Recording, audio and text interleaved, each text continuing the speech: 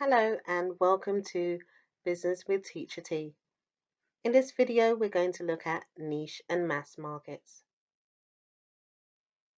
A market is where buyers and sellers meet to exchange goods and services.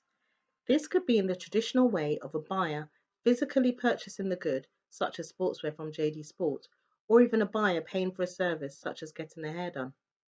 Another way where buyers and sellers meet to exchange goods and services is online. This has become an increasingly more popular way of buyers and sellers conducting transactions, whether this is through a seller's website, such as Misguided, or a third-party website, such as Amazon or eBay. A niche market is a small segment of a larger market which addresses a need for a product or service that has not been met by other businesses. As you can see from the tangerine, it's divided into segments. A business operating in a niche market would focus on one or more of the segments in a market, but not focus on the entire market. This enables a business to understand individuals' characteristics, wants, and preferences, and design their products and marketing strategies to target them specifically. Examples of products that are in a niche market include Alpro soy milk, an alternative to dairy. This product is focused on a small subsection of the market, as not everyone drinks this type of milk. Another example is Go Girl car insurance, and this type of car insurance is designed specifically to appeal to females. There are both advantages and disadvantages for businesses operating in niche markets. One of the advantages is that prices tend to be higher as the products tend to be differentiated and specialized. There are not as many of these products produced, and it is closely geared towards a customer's needs and preferences. Therefore, businesses can charge higher prices. Another advantage is that small firms are able to sell in niche markets that have sometimes been ignored by other firms. They are able to focus on a specific area without directly challenging other larger businesses.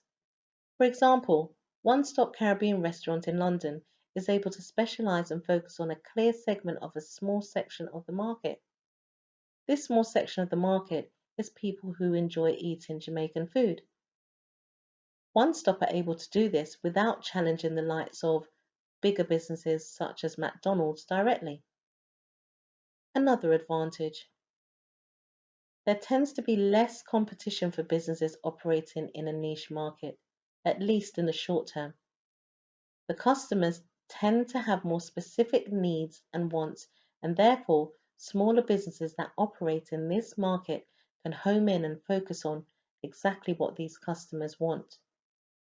Now let's take a look at some of the disadvantages.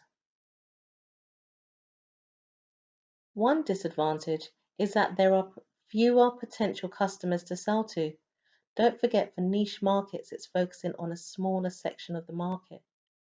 If we look at the example of toothpaste for dogs, one would expect that only dog owners who take or pay special attention to their dog's dental hygiene would be interested in purchasing this product.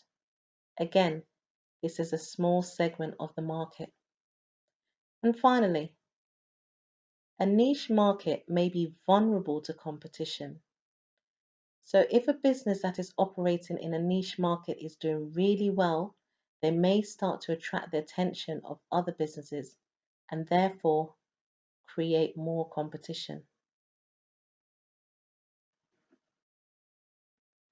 A mass market is a large section of a market where broadly similar products are sold.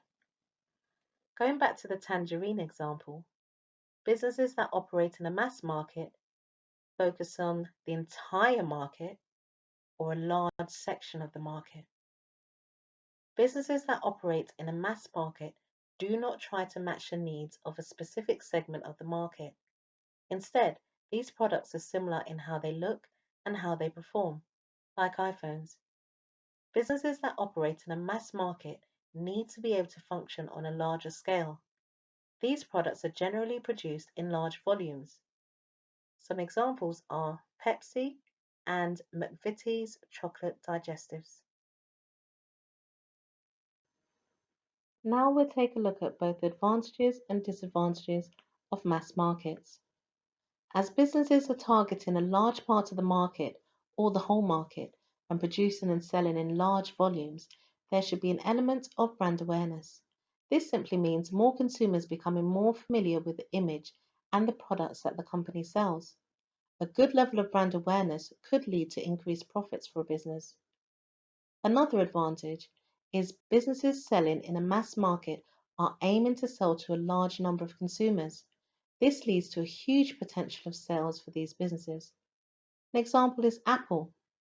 So the likes of Apple would be able to gain higher revenue, which they could use towards a variety of things, such as opening more Apple stores or even reinvesting the money back into the business so they can create additional tablets, phones, and other electronic devices.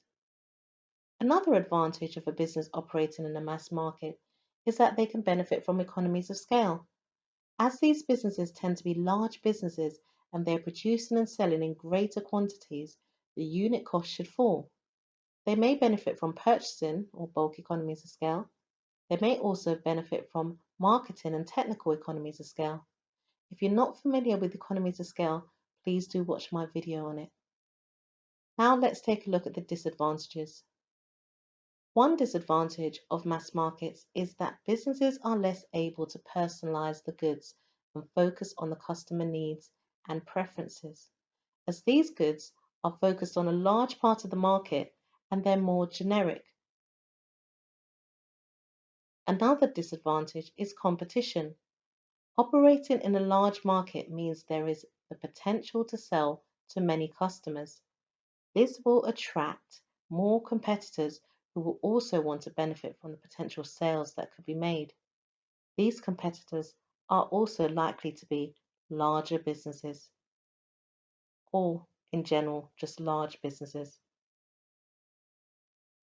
Thanks for watching this video. If you're liking the business vibe, don't forget to subscribe.